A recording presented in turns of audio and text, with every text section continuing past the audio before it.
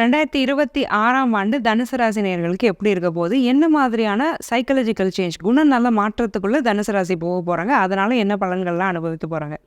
தனக்கு போகத்தான் தானமும், தர்மமும் அப்படிங்கிற பழமொழிய எழுதி வச்சு அத படிச்சுட்டே இருக்க போறாங்க தனுசு ராசிக்காரங்க. என்ன காரணம்னா, இது பண விஷயத்துல மட்டும் சொல்லல. பொதுவாவே தனுசு ராசிக்கு என்ன மாதிரி இருக்கும்னா, எல்லாருக்கும் ஹெல்ப் பண்ணுவாங்க. ஆனா, ஹெல்ப் பண்ணக்கூடிய நபர்கள் என்ன பண்ணுவாங்கன்னா, அவ்வளோ நாள் ஒரு காலே வராது. எங்கேயாவது வெளில போகணும்னா இவங்களுக்கு கால் வரும். "வெளில போலாம் வரியா?" அப்படிம்பாங்க. "இல்ல நான் ஒரு வீடு ஷிஃப்ட் பண்ண போறேன். எனக்கு கொஞ்சம் அந்த ஜாமான் ஜட்டெல்லாம் தூக்கி தர்றதுக்கு கொஞ்சம் ஹெல்ப் பண்றியா?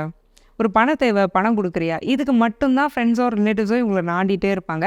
இத கொஞ்சம் மானிட்டர் பண்ணி, இதுலேருந்து தன்னை காப்பாத்திக்கக்கூடிய முயற்சிகள தனுசு கொஞ்சம் எடுக்க ஆரம்பிக்கும். செல்ஃப் லவ் அப்படிங்கிறத நெறைய குடுக்க ஆரம்பிக்கும். தேவையில்லாத பணத்த குடுக்கறது, ஒரு உதவிக்கும் யூஸ் பண்ணுறதுக்கும் வித்தியாசம் தெரியாது ஹெல்ப் பண்ணிட்டு இருப்பாங்க தனுசு.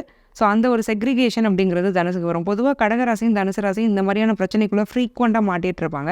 ஸோ இதெல்லாம் கொஞ்சம் அனலைஸ் பண்ணி, நம்மள யூஸ் பண்ணுறாங்கங்கிறத தெரிஞ்சுக்கிட்டு, நான் ஹெல்ப் பண்ண முடியாது, என் வேலைய நான் பார்க்கணும் அப்படின்னு சொல்லக்கூடிய ஒரு வருடமா தனுசுக்கு இந்த 2026 அமையப்போகுது.